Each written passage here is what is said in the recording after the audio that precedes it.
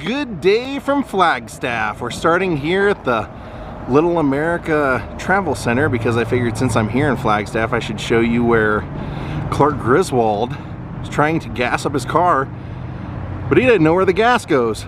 That's right, my friends. Let's kick it off at the little National Lampoon's vacation filming location right here at this gas station. So it's actually right here. The pumps have changed. The brick pillars that were right here have changed.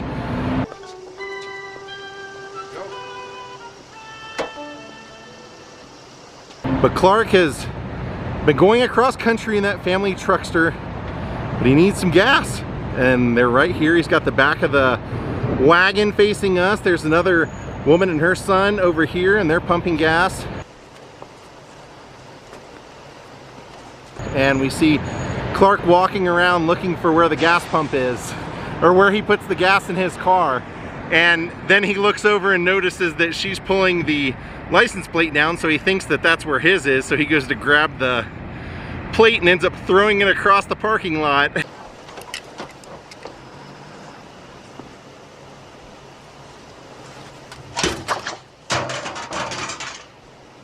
Then Ellen's around front and she says, "Clark, isn't this where you put the gas?" The way you can tell is because occasionally when he's looking around, you can see this building off to the side. So that's where the lady was pumping her gas, and he was right here. He should have never kept that truckster. Hey Joster, do you want to say good morning to everyone? I guess not. You see those ponderosa pines? That's kind of what this area is known for.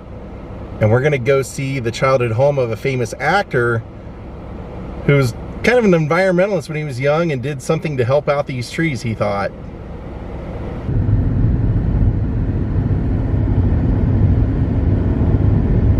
I mean, look at all the trees.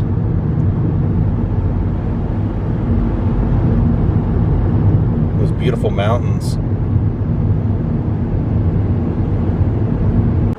So I know I said we were going to the childhood home of a famous celebrity, but the story starts here, and the celebrity's house was right across the street.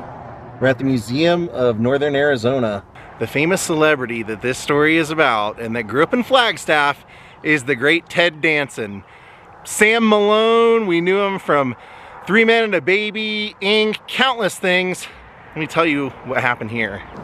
So this is the Museum of Northern Arizona, and Ted Danson's father, Ned Danson, was the president and one of the chief researchers here for many years. And so Ted grew up right across the street, in the house right across the street, and he tells a story. He came back here in 2019 to do a benefit, and he actually kind of took on the Sam Malone character where he tended bar and gave tours throughout the museum and would tell stories about his life here and the days here.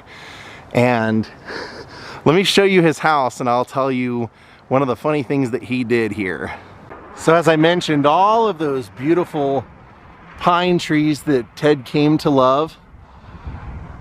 His house, this beautiful house right across the street over here.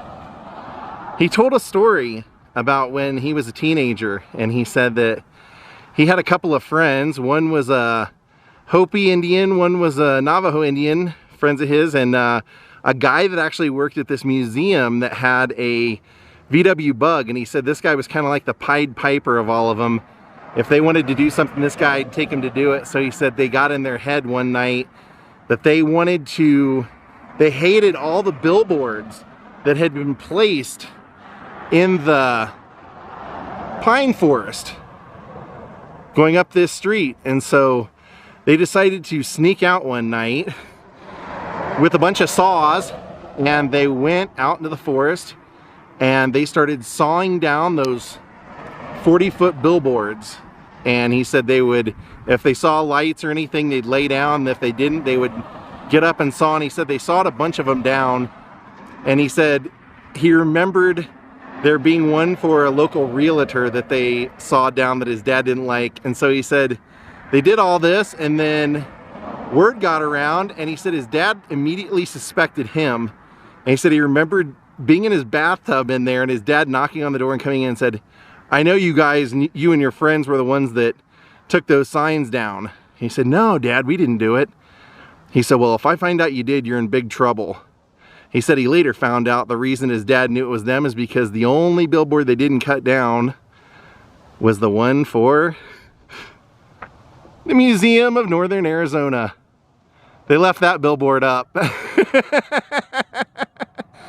thought that was a great story. Ted said when he told the story, he's like, "I am a little bit worried about the, you know, what the statute of limitations on something like that is," but he said, "You know, I've done a lot of good in my life for the environment," and he said that kind of all started with things like that because he grew up seeing all of this and just couldn't believe that there would be all these advertisements inside.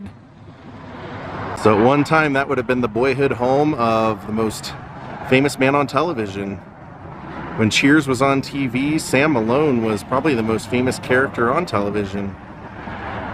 And he's never quit acting. I mean, he's always doing something.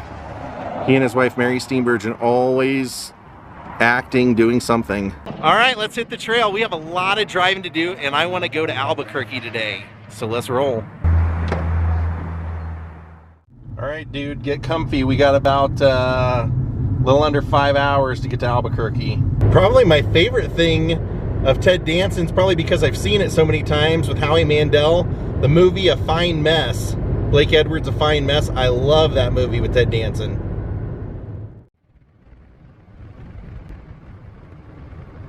We had to pull off and see this. I have wanted to see what we're gonna see here numerous times. I always pass by it and I don't notice it until it's too late.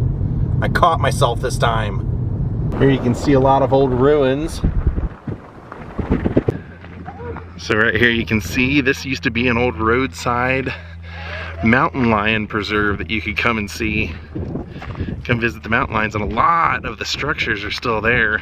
If you have time to hike out, which unfortunately we don't. Why would somebody graffiti this, you idiots?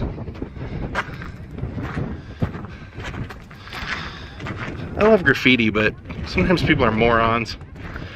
Yeah, there are structures out here and way out here. Look at all those out there.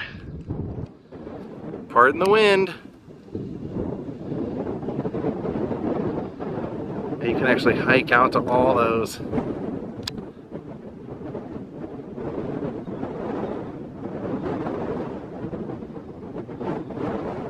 We'll do just a little bit of it, just because you can see some of the old pens and stuff. And there's a bridge over here I'd like to check out.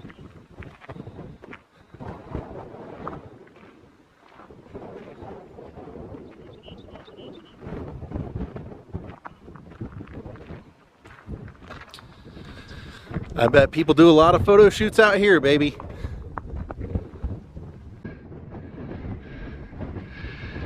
There's the bridge.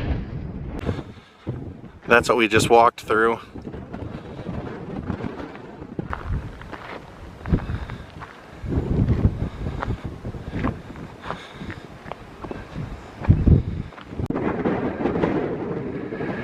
I'm not gonna go across it, but there's a lot to be explored out here.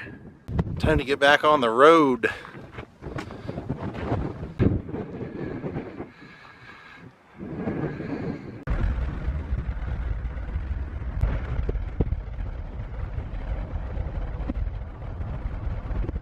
We've killed countless insects on this windshield, but I think we're about to enter New Mexico. Trading posts everywhere.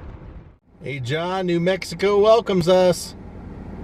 Okay, for those of you mad that the windshield is dirty, I just stopped at count them, 3 different travel centers to clean off my windshield. And when I went to look for the cleaner, they didn't have it. When I went inside and asked, they said, "Oh yeah, we don't have those out anymore because people steal them." So I'm gonna have to find a car wash somewhere along the line here. We have made it to Albuquerque. So I think one of the things that Albuquerque is most known for is Breaking Bad. Unfortunately, I don't have time to do all the filming locations. I'll do that sometime in the future, but there are a couple of places I want to stop. First being the Breaking Bad store here in Albuquerque. Yes, believe it or not, they have a store. This is amazing.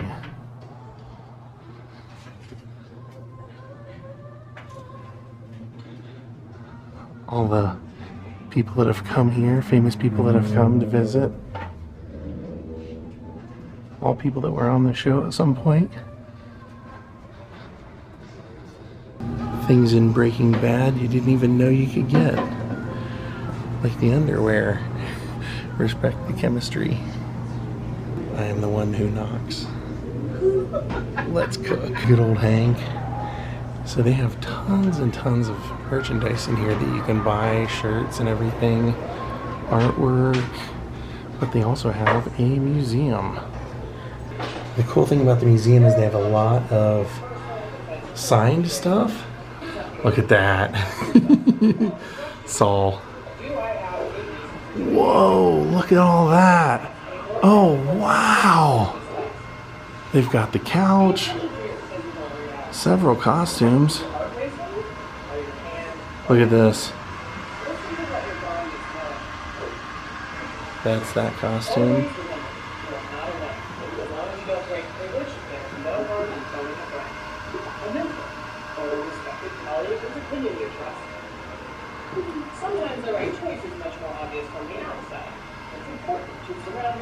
And everything has a certificate of authenticity.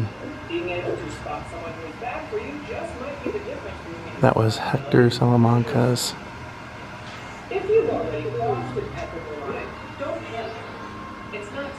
Yeah, you gotta remember that this all started because Walt thought he was gonna die from cancer and finds out his wife's pregnant, so he's doing what every father would do, I guess, starting a meth lab. Heisenberg shoes. Those are cool. Here's the handbag. This place has a lot of stuff, man. This is great. Better Call Saul Goodman bench.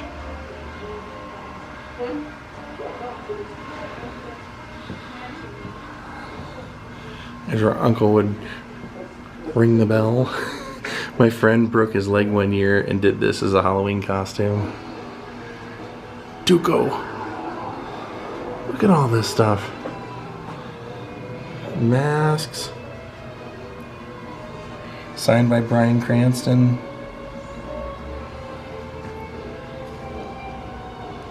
Letters from Sony. The broken toy.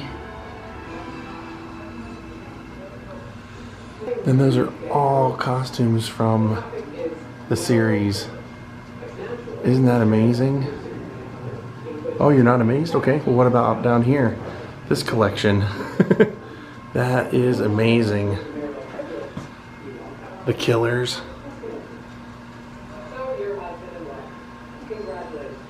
Those boots. Remember in those episodes where they focus in on the boots, the tips of the boots?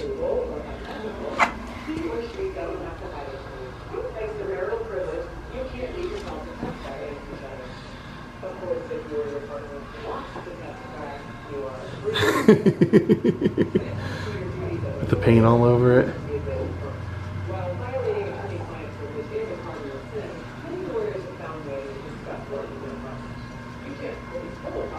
Wow, this place is great. They really have a pretty amazing collection here.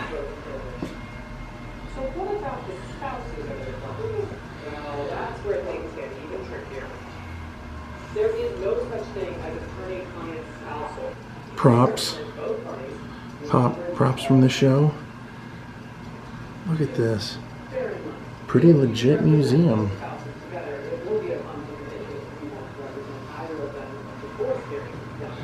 That was Kristen Ritter's.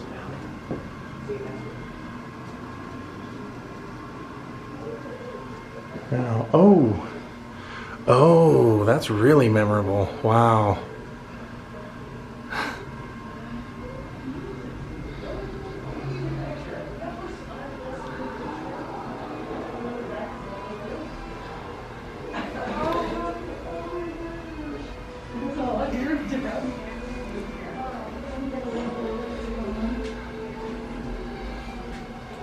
then look in here, the next room. Wow. Los Pollos Hermanos, they recreated the whole place. Well, I mean, at least for a photo op with the menu. And I went to an autograph signing and he was there. His line was outrageously long. Very popular. Wow. It says these lamps were screen used lamps for seasons 3 through 5.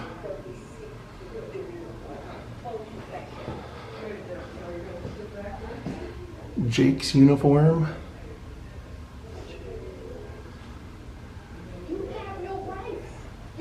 After Walter died, they put this up.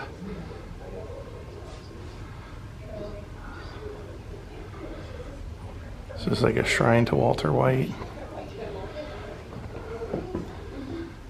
And then this says that's the face-off from season 4. Gus's prosthetic piece. Oh, if you look at it from here, there you can see the side of the face and everything. And then Gus's utility knife. And that was Giancarlo Esposito's jacket.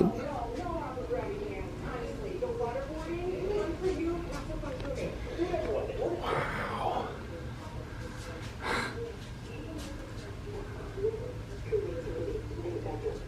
I love seeing all the costumes. This is so cool.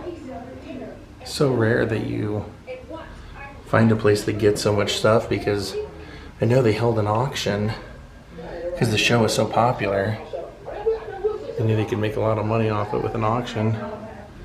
Rest in peace, Walter White. Speaking of, we're gonna go see his headstone.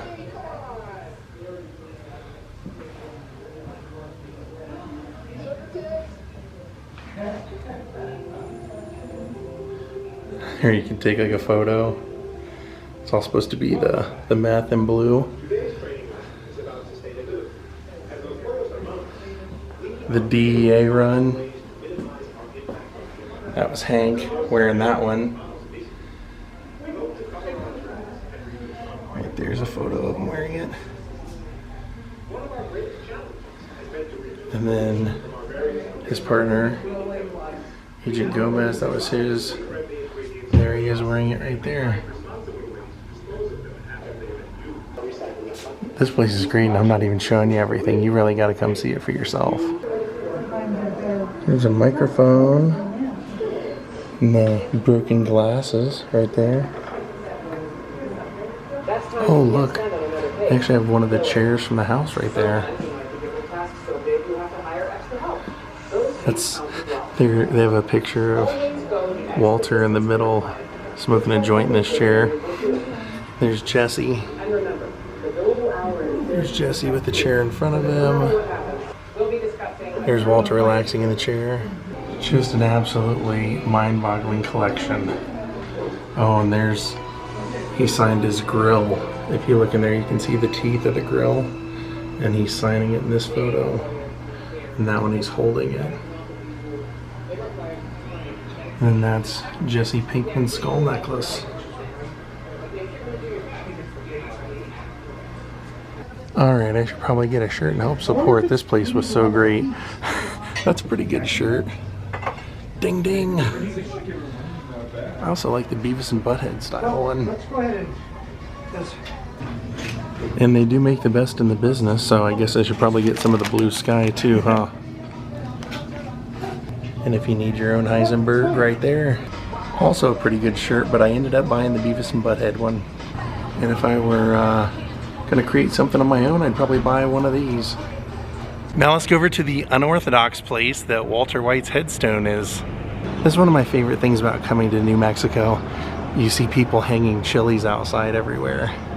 I love the old town feel of the historic downtown here. This is great. Alright, so we just pulled in this strip mall. So if you come over to Color Wheel Toys, you will see the headstone and final resting place over here on the wall, of all places.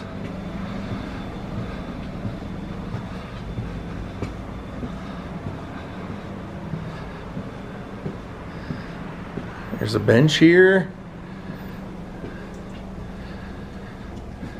Beloved husband, father, teacher, and entrepreneur. Rest in peace, Walter White, September 7th, 1959. They have that he died on his birthday, 2011. Then down here are the people that donated for it. Yeah, what happened? Look, and they even put Walt down here in the corner. So when they filmed the end of the show, of course, Walt gets shot. He's just walking around looking at everything, touching everything, and then we see him laying on the floor dying. So when they had his funeral, they actually had it at Sunset Memorial Park here in town, but when they left the headstone, people complained that had relatives in that cemetery. They didn't like all the fans coming to see this headstone, a fictitious character from a TV show on Netflix, headstone. So they complained and wanted it removed. And so the man who owns this building was one of the main contributors and had it moved over here where people could come visit it, which I dig. I think that's a cool idea.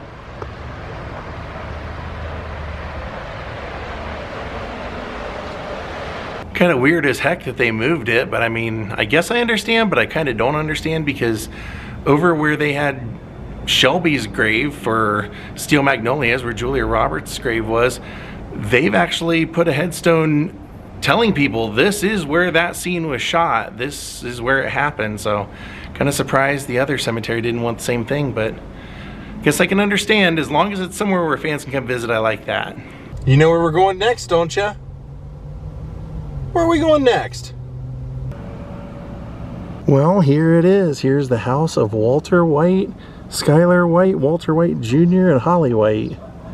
They have it all roped off. They've put fences up since. They've got signs in there that says, "Do not disturb us. Take your pictures from across the street." Why buy a famous house, or why live in a famous house if you don't want people, or you think that people shouldn't be stopping? They're gonna stop. Just doesn't look right without that pizza on the roof over the driveway, does it? That is crazy. Yeah, they've got like, looks like about 8 chairs out in the front and on the side, like they're just waiting to yell at somebody that comes by. That was it. That was Walt White's house, where he was living his double life. Couldn't come this far and not include it, even if the homeowners aren't too keen on it. Sorry, it's a very famous show. They even cover up their car's license plate. That's crazy. Oh well. They must have a real attachment to that house to keep it, because I don't know why you'd want to live in a house with all that junk out front, all the signs and all the chairs and all the crap they have to do to keep people away. Why? Why live there for that? You've been a great road buddy. Do you want to get out and go to the bathroom, go for a little walk? And to bring you guys over and show you this, the Owl Cafe. What I loved about this was when I read about it, of course the top of the building is an owl, but at night when the neon lights come on, his eyes glow red. Oh, they sell shirts, that's a good sign. Lots of pictures and awards. Oh, cool. Old school diner. Little Owl Cafe neon up there. Let's see what the special is. Chicken fried steak. I think I'm just gonna get a grilled cheese to go so I can keep driving. Even their neon sign says Owl Cafe. I love it. While we wait for the food, let's see what's on their jukebox. 4 Tops, Tokens, Everly Brothers, Sly and the Family Stone, Patsy Cline. I like it. More t-shirts. Well, there's a $15 grilled cheese, I guess. There's a picture of them bringing the head in on a truck. That's what it looks like at night. It was worth a stop. Now we gotta be on our way. And I'll see you soon. Thought that was a pretty cool place. Well, we made it to Tucumcari. Oh yeah, there's the big hat. Well, my friends, we're going to call it a day. Thank you all for watching, but that is all for today. Have a great night. Goodbye.